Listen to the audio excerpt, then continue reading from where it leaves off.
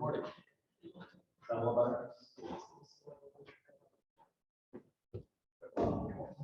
It's Dave. No, I just have to.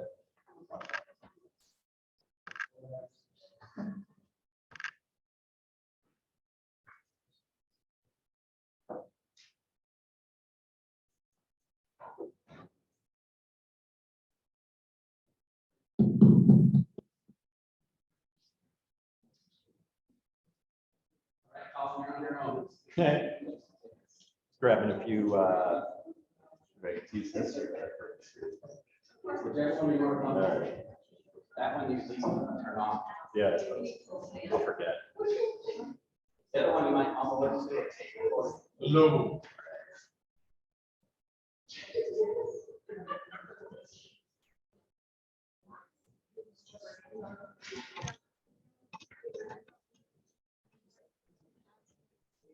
Got one side.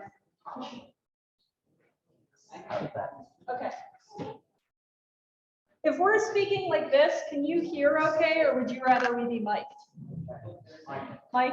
Okay.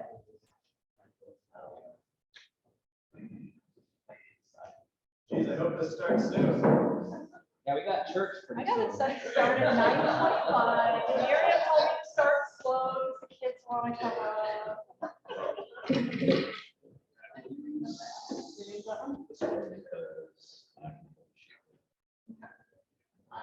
Ooh, they're both going for the headsets. Yeah. That's so cool. Okay. That's like extra challenge. All right. Can the folks online hear us okay? We got a wave. All right. Yeah. All right. Excellent. All right. And we're going to minimize you folks. Oh. Sorry. All right. This presentation.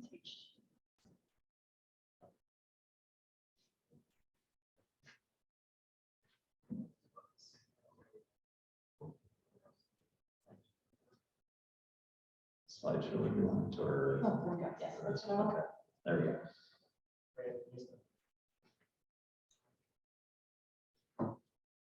Oh, no, it's gonna. That's probably not. Okay. Yeah. This is like a couple of, sort of thing where, I mean, we're all watching you guys. Interact.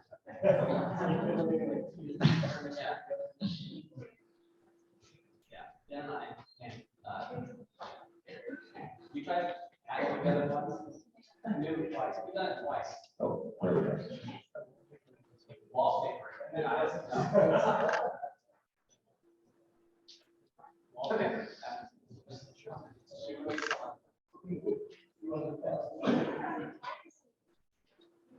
Well, you were waiting for us to start, and now you're jabbering.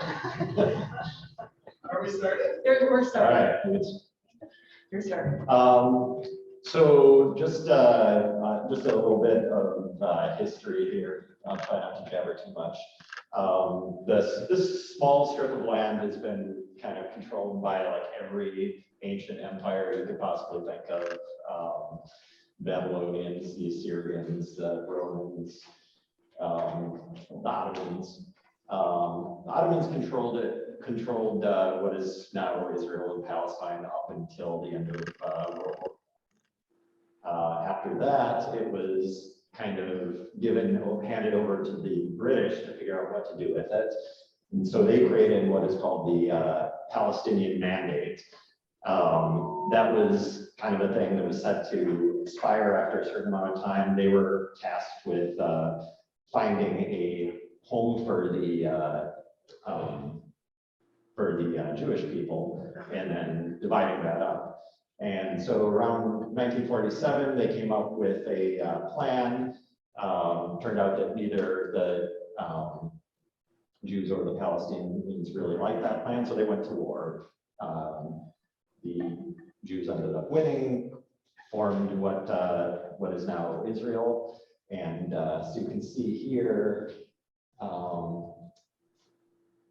1947, the white spots here indicate like where Jewish people lived at the start of this. They were a very small minority at the time.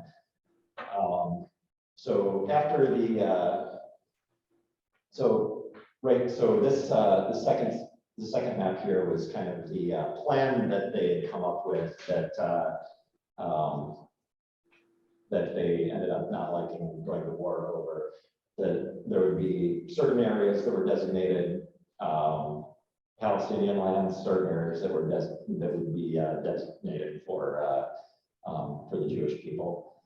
So after the war, you'd see that that Israel kind of took a lot more than what was originally planned, and that continued on. And the Palestinian area was actually under control of Jordan at the time. That went on until 1967. Another war broke out, and after that, Jordan was out of the picture. So at that point in time, the Palestinian Liberation Organization started. They wanted some sort of autonomy, like independence. Israel kind of had military control over the whole area. Eventually, they kind of came up with this plan to divide it up, and there were certain zones, certain areas where Israeli citizens couldn't go, some where Palestinians couldn't go. And then over time, Israel kind of moved into more and more of that land. So the last map here, you can kind of see where the Israelis are living and where the Palestinian Arabs are living. You can see there's not much left. Even though if you look at a map, the West Bank there's still a line that looks like that. It doesn't really look like that in reality anymore. So that's where we're at right now. It looked a lot different than what I was anticipating, and some of our slides will kind of show some of that. So here's just a couple to start off with. This is our hotel in Bethlehem. This is just a view from our balcony, just to give you an idea of what Bethlehem looks like right now. Bethlehem is in Palestine.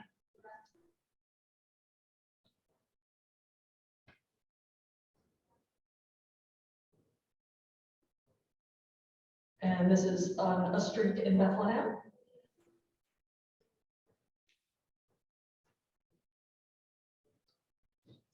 And then this is just a shot from Shepherd's Field. So in your handout that I gave you, that I somehow could not end up, I can't get a copy of this.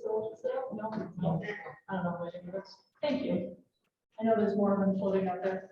I knew we wouldn't have time to kind of go through all the Bible verses and everything, but to give you some reference points of the various things that we saw and where those are found in the Bible. So the shepherd's field would be where the shepherds were when Jesus was born, right? And that the shepherds got the news of his birth. And so this is just a tree in that area. And then this is a chapel with some art from that area. And actually too bad, was this the shepherd's field as well? So that, yeah, that's a view like kind of looking out on the shepherd's field.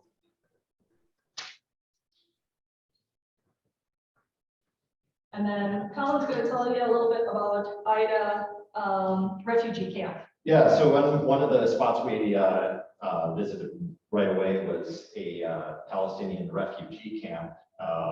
This was created by the UN after the Israeli-Arab War in 1948. The border between Israel and Palestine is not just a line. There's actually a wall there. It goes pretty much the entire length of the border, and reminded me of, I never saw the Berlin Wall, but it reminded me a lot of what I imagine that to look like. There are a lot of murals on it, including one of Larry David that I was amused by. The Ida refugee camp was set up right alongside the wall. What it was is the UN set up this area for people that were forced from their homes by Israel during the war. And it's very basic, very difficult conditions, trying to keep costs as low as possible, very dense. But we toured this area where the families of the people that were originally living there, they still live there. Everybody was very, very friendly. They were appreciative of tourists. We saw lots of little kids out in the streets playing soccer, and they all waved to us and asked, "Well, what's your name?" And despite the difficult conditions, there seems to be a lot of hope there for better times in times of the future.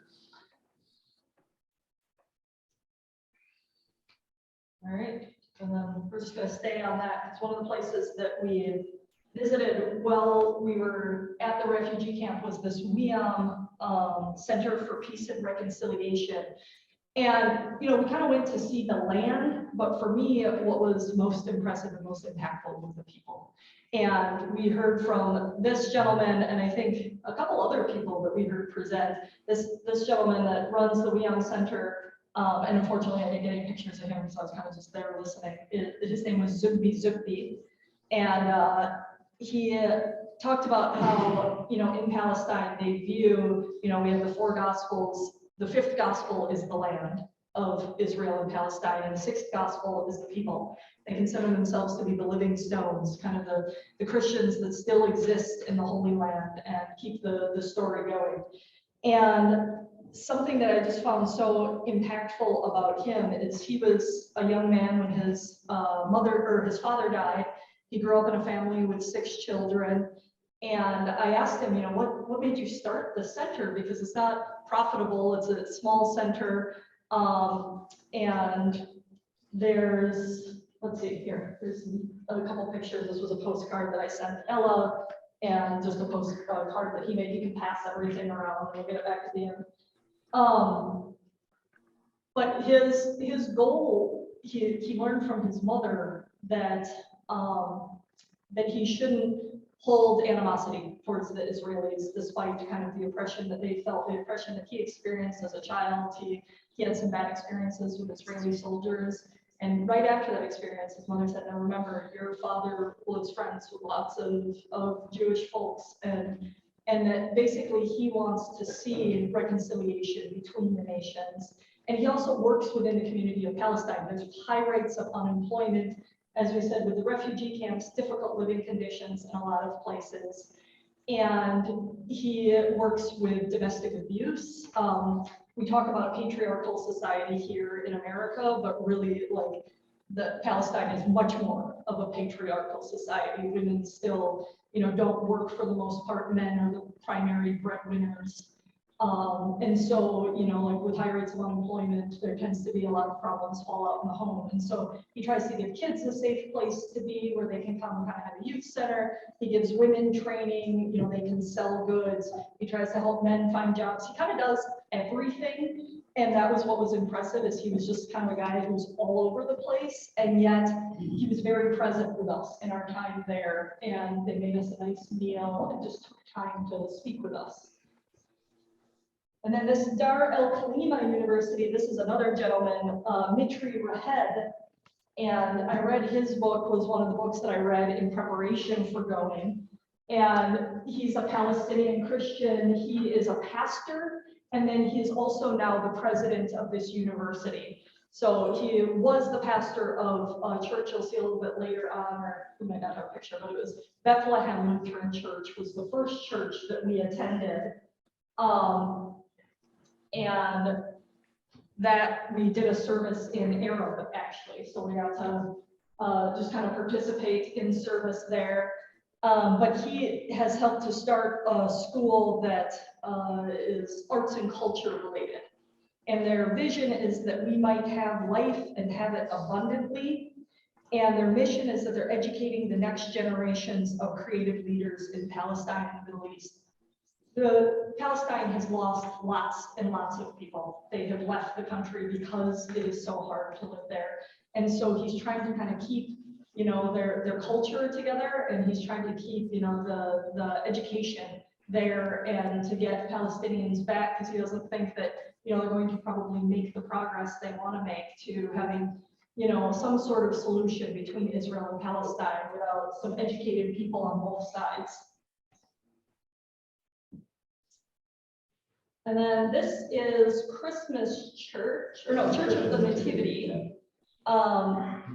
And we visited here because this is built on the site of where they think that Jesus was born.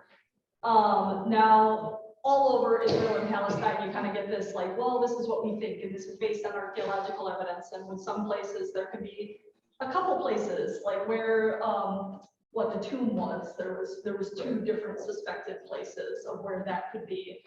But this, to the best of their evidence, so there's a massive Catholic church built on this. The grotto that I'll show you in just a second is the oldest site continuously used as a place of worship in Christianity. And the basilica is the oldest major church in the Holy Land. And it comprises 3 different monasteries: Roman Catholic, Armenian Apostolic, and Greek Orthodox. And while we were there, it was Greek Orthodox Christmas. So they have 3 Christmases in Palestine. They have, you know, the one that we celebrate. They have the Greek Orthodox Christmas on January 6th, and then they have the Armenian Christmas. And that was, what, January 20th or 19th, I think it was. It was one of the last days we were there. Yeah.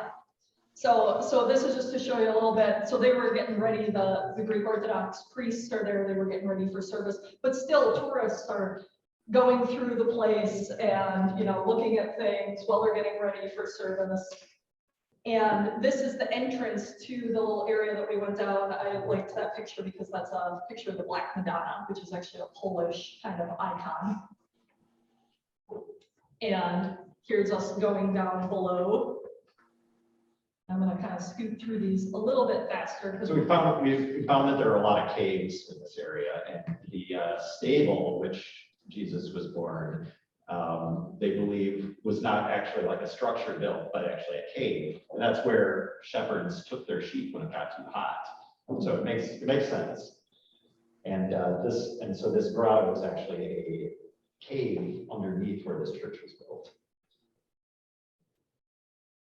And what you do is you get shuffled into this spot. As you can see, we kind of all stood in line and shoved together, and our tour guide kept being like, stay together. And so this is what you're doing when you're trying to feel and experience the holy sites of the Holy Land, is that you're like shoved in like cattle with lots of other people. Move forward, keep your spot in line. And then you go down and you like duck under a table and look at a silver star in the floor that has like a little cutout in it that looks down to the ground of, oh, this is where we think Jesus was born.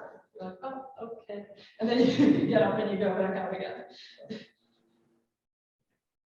So that's all in the grotto. And then this is the Scouts parade. Apparently Scouts are a big thing that still continue there, and bagpipes. A lot of them play bagpipes and drums from when they were occupied territory. Yep. So after we toured the Church of the Nativity, we came outside, had lunch, and then a parade started, and there were all these scouts playing Christmas music on bagpipes. Yes, because the Greek patriarch was in town, and so they were kind of all parading, celebrating his arrival. And the patriarch is kind of like the Pope of the Greek Orthodox Church.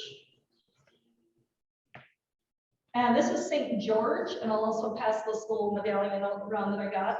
So he is the patron saint of Bethlehem, who was sentenced to death for refusing to recant his Christian faith. He is respected by many in the Holy Land. Christians, Druze is kind of another faith tradition in the Holy Land. That's a smaller faith tradition, but also among the Muslims, the Jews, and the Christians. And the legend is that he slayed a dragon when the king's daughter was offered as a sacrifice and refused the reward, so it was given to the poor. And then the Palestinians kind of claim him because they say that he was from Palestine. And also the story we were told by our tour guide was a little bit different, that, you know, the dragon is supposed to represent Satan, that's him. So, you know, the stories abound about what everything means, so.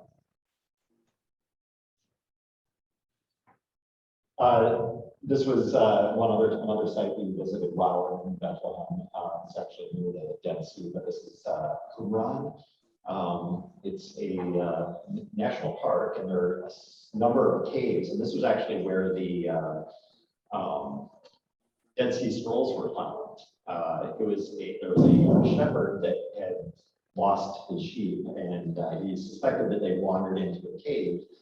He threw a rock into it. He didn't want to go in the cave. Yeah, I think he was afraid of, you know, whatever might be in there. So he threw a rock in there to see if he could startle the sheep and they would come out, and heard a crash, and looked inside. There were these clay jars, and one of them had broke, and those jars contained contained the Dead Sea Scrolls. This is us at the Jordan River, where Jesus was baptized. We had a little service of affirmation of our baptism when we were there. You wanna pass that? Yep. And I'm going to move a little bit quickly through some of these because I want to make sure that we get to the Sea of Galilee is kind of our next region. So right down here, right across there on the other side of the river that you're seeing from where we are is Jordan. And so that's the border right there. And there's armed guards walking around on both sides as you're visiting this holy site. We also stopped to not swim, but float in the Dead Sea. It was a pretty interesting experience. You probably couldn't go under even if you wanted to, but if you did, your eyes would be burning for quite a while. What's that?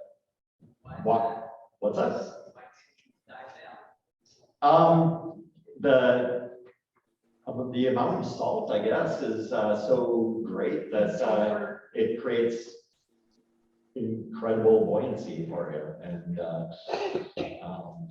yeah, and the sulfur, yeah, that is probably what makes your eyes burn. Right. There's a lot of stuff in the Dead Sea. Yep. And then this is yeah. the church that we worshiped at in Bethlehem. So this is to show you a little comparison. You're going to see all the Catholic churches, and then you're going to see the 2 Lutheran churches we worshiped at, you know, as it is here in America, but even more so in the Holy Land. Like, very simple, straightforward. The Lutheran churches, the Catholic churches, much We saw a lot of very nice Catholic bling. A few slides here of the city of Hebron. We went here to visit the tomb of the patriarchs. The story is that Abraham decided that this is where he wanted to be buried when he died, and so this tomb has built above in a building that's built over a cave again. Has the tombs of Abraham, Isaac, Jacob, and their wives. A lot of people have asked me if I felt safe during this trip, and the answer is yes. This is one spot where it felt a bit tense. It's in Palestine. It's in an area where supposedly Israelis are not allowed to go in. However, they are there. There's a military presence. It is a very holy site for Jews and Muslims. So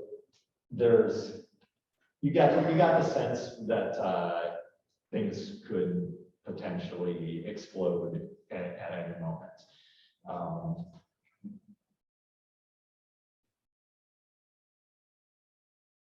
Just a few slides of the Oh, and that too, Hebron is where this is made. Hebron glass is a thing that has gone back generations there, and it's made out of minerals and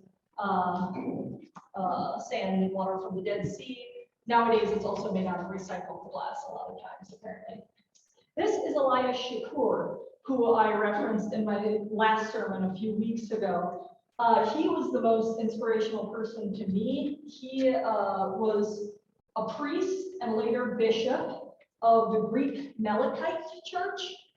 And he has written several books, and he ended up being placed in a tiny town, even with all of his education and everything, but he did things with it. He opened schools, and he kept getting rejected for permits, and he kept just kind of fighting back. He flew to the United States and talked to our Secretary of State, like literally went up and knocked on the guy's door to be like, hey, put some pressure on the Israeli authorities to give us a permit, like became friends. He's just a guy who gets things done and figures out a way to do it. And he was so impressive. He's just full of stories. I highly recommend these books. They're very easy to read, but they give you kind of the history of the Holy Land through his experience, kind of his lived experience as a Palestinian. And then I am going to pass around just these couple books too. I have links, and we're not going to get through everything we did. This one was by Zugbi, and it's about kind of his mediation practices. And then we did get to meet the Bethlehem Mufti, which is the head of the Muslim church. And he gave us a little book about the Quran and how we can use the Quran in our tradition, even as Christians, that there's good things in it. And so he was kind of telling us about that as well. And then up here is just some stuff we got that's made out of olive wood, which is big in the Holy Land, because there's lots and lots of olive trees. All right, and we're going to move into Galilee. This is the church there in Eveline where Elias Shakur is. I thought this was kind of cool. This is the Beatitudes printed on the steps in 4 different languages: in Arabic, Hebrew, English, French. And then this is the Mount of the Beatitudes. This is the guest house we stayed at when we moved on to Galilee. And we have to move a little quicker to get through our next two. Yep. And this is the chapel of the Mount of Beatitudes. So this is where Jesus would have, done the Sermon on the Mount, the Sermon on the Plain, as you can see on my handout too. It's a shot at sunset, and really nice. You can see the Sea of Galilee from where we were staying. Great gardens. Nice, fun to walk through.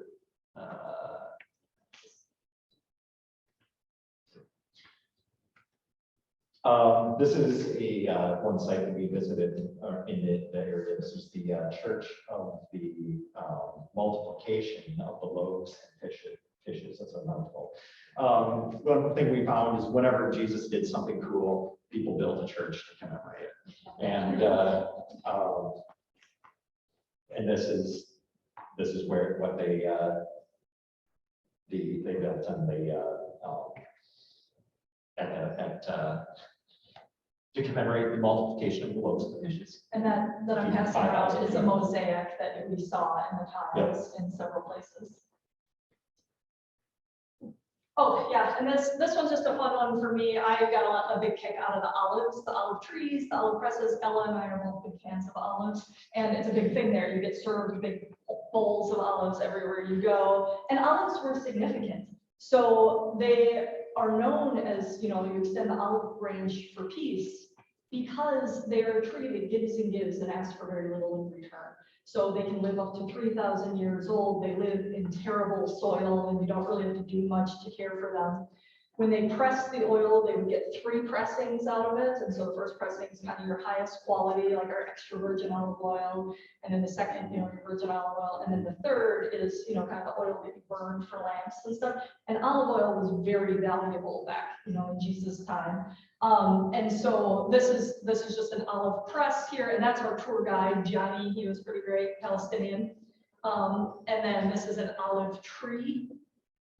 And there is me, even after I asked Johnny, hey, can you eat an olive straight off the tree? And he's like, no, they're bitter. But I had to try it. And so I did. And so that was being because it's very bitter.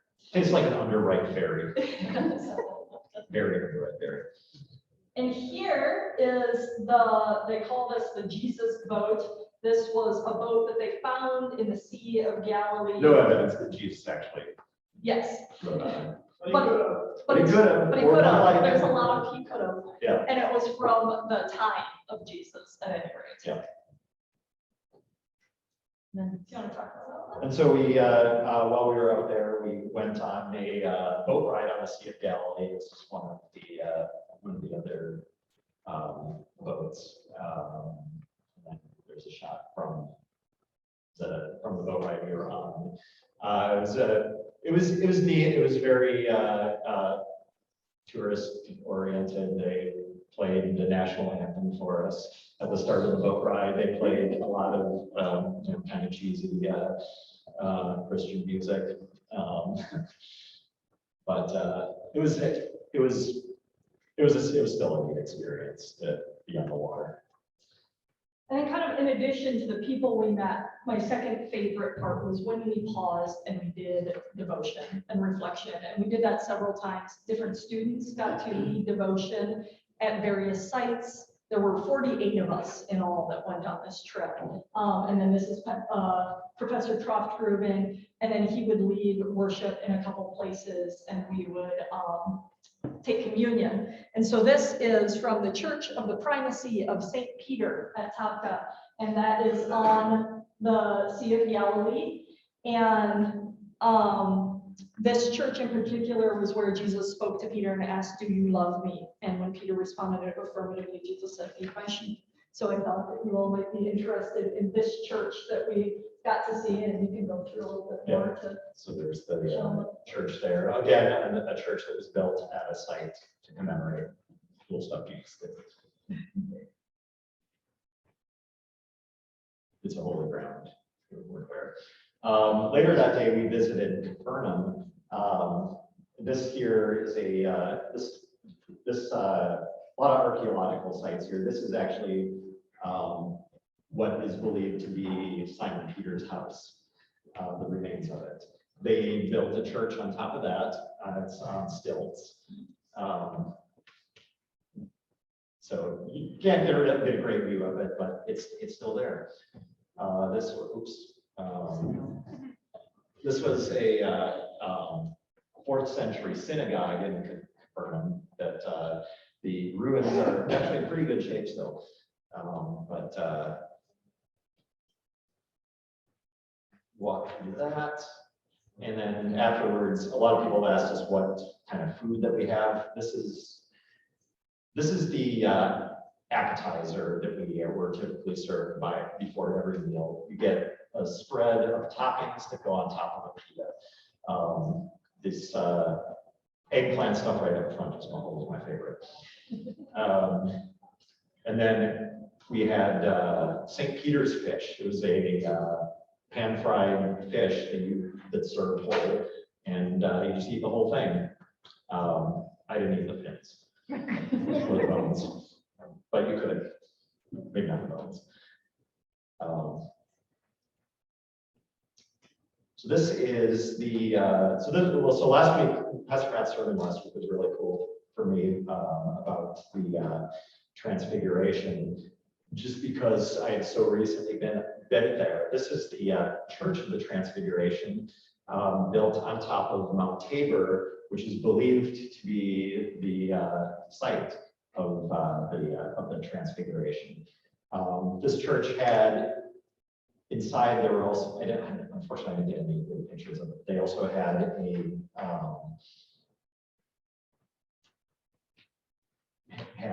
section for Elijah and Moses. And then that picture up on top there. Yeah, Let's see yeah, if which you were a picture of the Transfiguration. right, yeah, it's kind of cut off by the. And a lot of these churches were built by the same Italian architect, Antonio Barnisi, I believe his name was. And so, yeah, many of the churches we went to, as pointed out, there's us standing up on the top of Mount Hermon at the Church of the Transfiguration. Very scary drive. We couldn't even take our bus up there. We had to park the bus at the bottom and then get in vans to wind up. I hate driving in the mountains, and it was terrifying, but it was worth it. This is the Gate of Abraham. And so they believe that this is the oldest gate in the world that they believe was walked through by Abraham. And so that was just kind of a cool thing to see, because wow, that's pretty ancient. And then this is the Church of the Annunciation. So this is built on the site of Mary learning of Jesus' conception. And I found that being in the Holy Land, like, you know, as a Lutheran, I had not focused on Mary a whole lot, but we talked about Mary a lot. We visited sites where Mary was a significant presence. This is the America. So at this site, all different countries gave images of Mary. This is the American one. This is the one from Poland, because I think that was right next to the American one. And this is one from Peru. I have a Peruvian sister-in-law, so I thought that she might enjoy seeing that. And then that's just the inside of the church. And then there's another depiction. And so it was cool, just all over inside this church and outside the church in the courtyard were all different depictions of Mary and Mary with the baby Jesus. And yeah, and I just thought, you know, like, yeah, as a mother, I wonder why I haven't spent a lot of time dwelling on Mary and her role in everything. And so, yeah, that was definitely a thing that kind of hit me in my time there. On the way out after our time in the Galilee region, we stopped at Beth Shean, which is the largest archaeological or Roman archaeological site in Israel. Kind of got a little desensitized to columns at this point, but it was really cool to see. We stopped a couple of times for lunch in Jericho. Unfortunately, I would have liked to spend more time there, but it looks like a neat and vibrant town, but pretty much only stopped for lunch there. Is it the oldest continuously populated city in the world, I believe? And no, it did not have walls. No. Or at least not that we saw. And there we are finally in Jerusalem. Yep, so we're trying to Jerusalem, hustle through yep, Jerusalem so a bit. just giving you a little bit, this is the old city of Jerusalem. Goes back to like Crusader time era. Some stuff's even older than that, but this is what kind of to give you an idea of what the streets of old Jerusalem look like. So I personally like the Galilee region the best because it was more rural and I thought that was neat, but Jerusalem is a really cool city. Really old, just layers upon layers keep getting built on each other over the centuries. You can see these are actually streets. Yes, People and drive cars and that's how it works. motorcycles. Like two lanes of traffic are happening and people are walking and it's every person for themselves. Yeah. So the first place we stayed in Jerusalem was called the Lutheran Guest House. Great little hotel there. There's our bedroom. And there's the Lutheran Guest House mascot. You see lots of stray cats all over Jerusalem and in Israel and Palestine in general. This one happened to be a little. We were originally supposed to stay at the Gloria Hotel, that's what you see here. But unfortunately, didn't have enough rooms at first, and so we moved there halfway through our time in Jerusalem. Another very neat old hotel. This is our courtyard at the guest house. This is our view from our room. We had a nice little balcony there. You can see.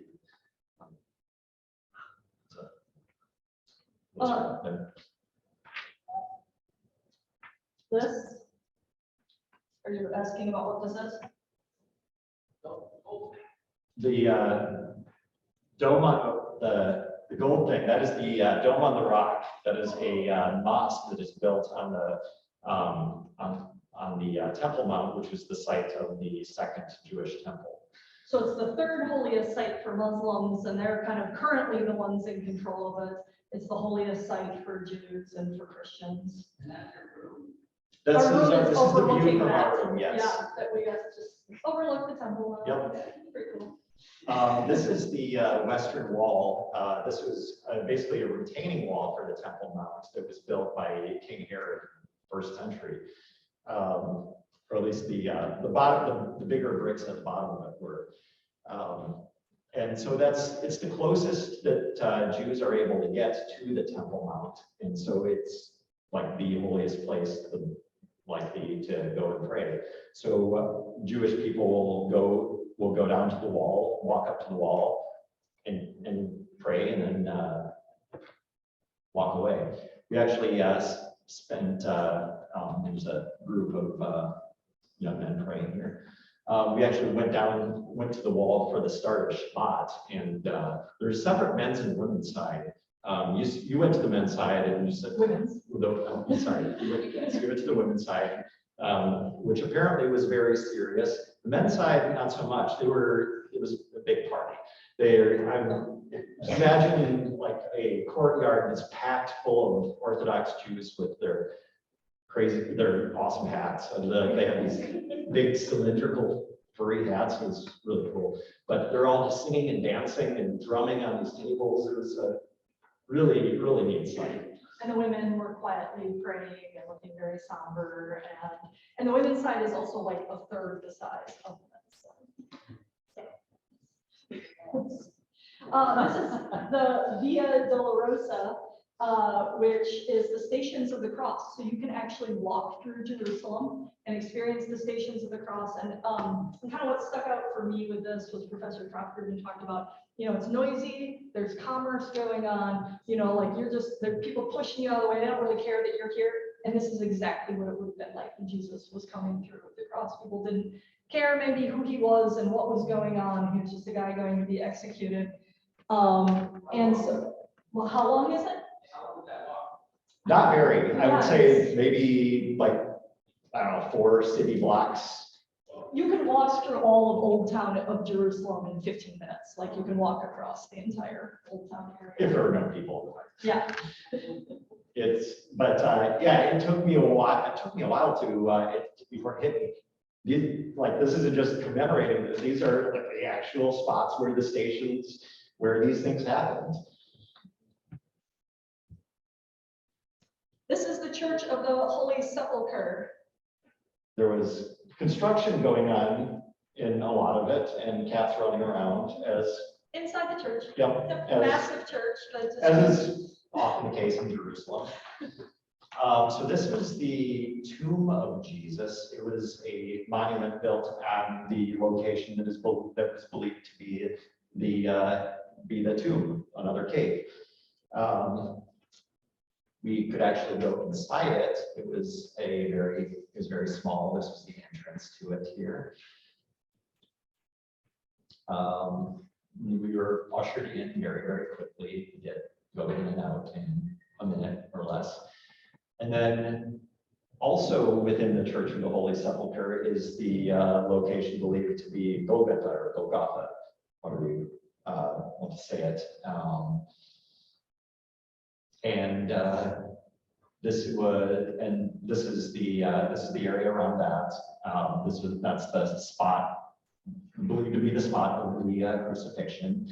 A lot of Catholic bling in there, and like the Church of the Nativity, they had a silver platter that marked the spot, and you go down and kneel on that. We jokingly referred to that as the Jesus ashtrays. And this is just, some more imagery from in there. And then this is the Lutheran Church of the Redeemer in Jerusalem. And again, very simplistic compared to the Catholic churches. And so we got to worship there. This is currently Reverend Megan Avaluni. This was her first week, I think, being the pastor there. And then the next week after we left was when Reverend Sally Azar of Palestine was the first Palestinian woman, because Reverend Megan Avaluni is an American woman that was ordained as a woman in the Palestinian church, or the Church in the Holy Land. This is the main chapel here where service is done in Arabic, and there's a side chapel where the English service every week is occurs. And this is a courtyard and a little coffee shop in there. It's still a really nice church. It was really cool, but it's a lot more simplistic compared to the Catholic stuff. And the Jerusalem cross is what you see all over there. I heard several explanations that, there's the main cross, and then the 4 crosses represent the 4 wounds on Jesus, 2 in his hands, 2 in his feet, that they represent the 4 seasons, and that they represented the 4 corners of the world. So I'm not sure which is the right, or all of them. Yes. But that's the Jerusalem cross. Also on my necklace here that we got from a guy hopping on our bus selling necklaces. We had a lot of opportunity to buy stuff.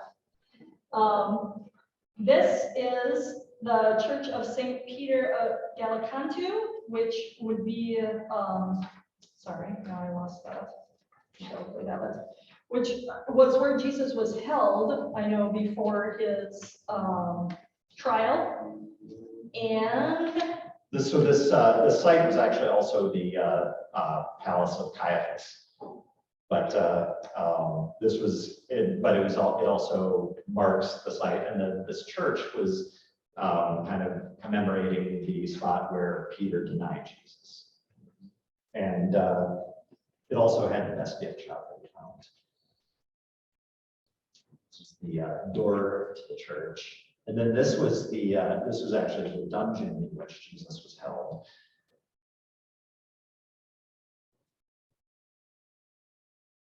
It's the dome of the inside of the church. And then on our way outside, I saw a nice view of the city. Not the old city, but the rest of the surrounding area from there. then the last few, I think we're just going to show you because I would like to give just a few minutes at least for questions.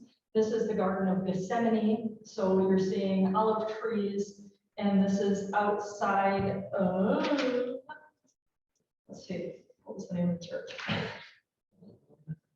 That was the Church of All Nations. Yes.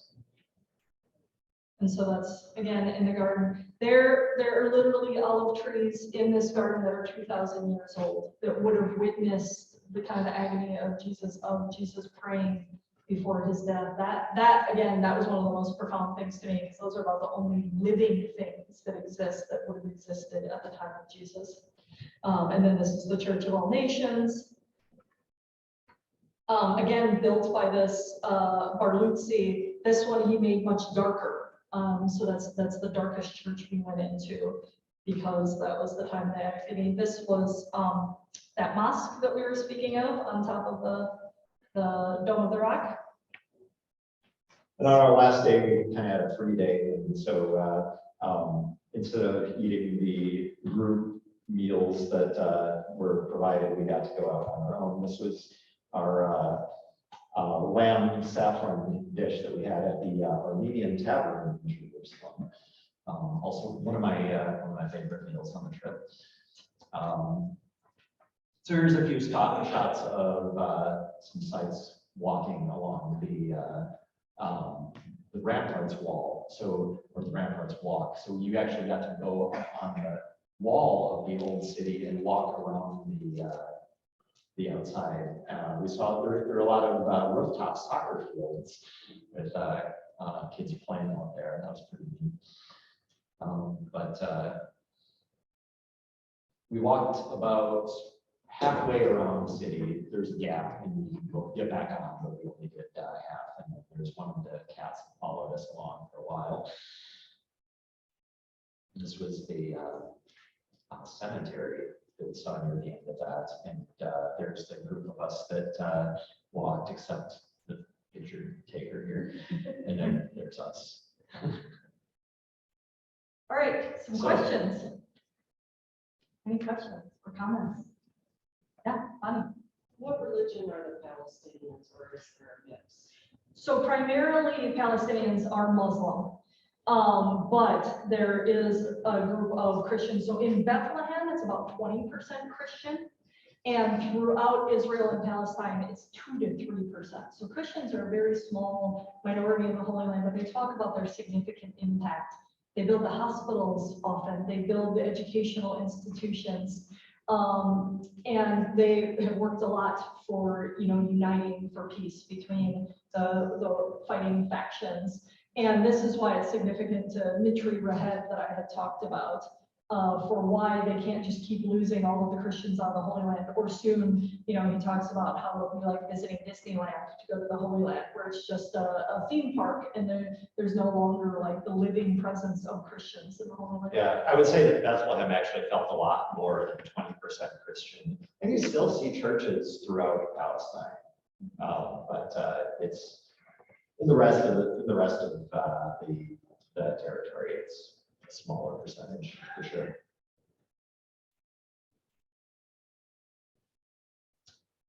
This is one last thing too. We had a Palestinian tour guide. They purposely kind of put us within the context of Palestine because they feel like we hear a lot about Israel when we're here in America. We don't hear so much from the Palestinian perspective. And so they wanted to kind of immerse us in that. But we did hear, we went and visited a man in a Jewish settlement who had been involved in government, and he told us kind of his whole perspective on the Jewish settlements. And we got to hear that. You know, we can't get into all of it because it was over 2 weeks and we have an hour. So I kind of glossed over that. We also heard from a Jewish woman who is part of this group called B'Tselem that is working for peace in the Holy Land, and they refer to the occupation of Palestine as apartheid. And that she says, you know, even as a Jewish woman, she says, it's my perspective that this is not okay and this is not what we should be doing. And so that's some literature on that. You can go on. I've included all the links on the site, and then actually that it's in Friday's email too. So if you actually want to look at any of these links and read on some more of this stuff that we didn't have time to talk about. And then this is just some fun stuff here. I brought home a few wrappers for like the kids to see. Skittles, they have black currant ones in apparently everywhere outside of America instead of the grape ones. M&M's here, it's written in Hebrew, and so that was kind of cool. Here are some shekels. And then I also just have like a few receipts of stuff written in Arabic and Hebrew. So basically every sign you see in the Holy Land is Hebrew, Arabic, and English. So they're pretty much trilingual in a lot of areas, and then that's also written in Hebrew. So that was kind of fun. Yeah. How is it the Holy Land to Muslim people? Because I don't understand all this, but Muslims, I don't think believe in Jesus, and Jewish folks don't believe that Jesus is the Savior. He hasn't come yet. Sure. So yeah, this is so all a place where Jesus was. right, but it's also the place. Israel is the whole Old Testament, is the place in which all three religions use. We're all Abrahamic religions, and so all three of us read the Old Testament, and then we kind of diverge from there. And so like Muslim people view Jesus as a prophet. They honor Jesus actually a lot in their religion. They just have a different interpretation of Yeah, they kind of actually believe that he faked his death. Yeah, and the explanation, I mean, we're definitely not Muslim experts, and so I would look that up a little bit more, but yeah, we got a talk from the Bethlehem Mufti about kind of his explanation of how Muslims view it. So yes, so it's a holy place to all three religions. Do they take time to kind of show you the areas around like Bethlehem where it's all mine fields, and like, to kind of give you a sense of the conflict, or is this just more of a religious walk star thing tour? Yeah, I mean, mostly religious tour. We did see some of that, like we heard some it's military actually action right happening. near the borders of Israel, Syria, and Lebanon. We visited one site, and we were walking around this archaeological site, and we hear an explosion. This construction equipment, and then we hear a few more, and later on our tour guide tells us, no, this is a military training exercise going on there. And there's some, and up in that area, there were actually a lot of signs saying warning, minefield, don't build yours. Yep, and I'm getting a signal from Pastor Matt. We gotta wrap up. We gotta get Yeah, out of yeah, here and so- let the next folks.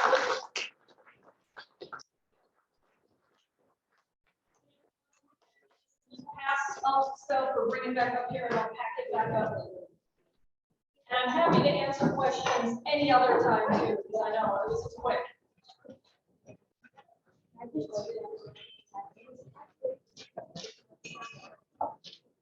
I just read, I don't know, it's online. Yes.